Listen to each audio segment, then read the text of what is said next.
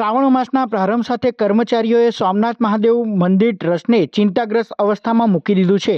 પોતાના પડતર પ્રશ્નોના નિરાકરણ માટે કર્મચારીઓ ટ્રસ્ટ સામે વિરોધ પ્રદર્શન કરી રહ્યા છે અને ભારતીય મજદૂર સંઘના નેજા હેઠળ કર્મચારીઓ વિરોધ પ્રદર્શનમાં ઉતર્યા છે।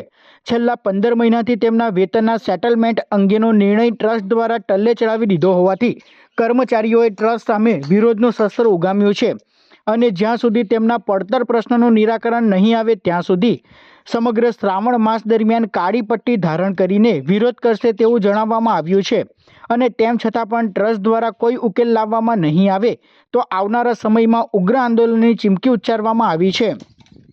योगेंद्र देसाई जी, अगर आप नहीं संभले तो आगे आने वाले दिनों में ये आंदोलन और तेजी से होगा, उग्र आंदोलन होगा और इस आंदोलन के जिम्मेदार केवल योगेंद्र देसाई जी होंगे, ये ध्यान रहे। जय हिंद, जय भारत, जय सोमनाथ।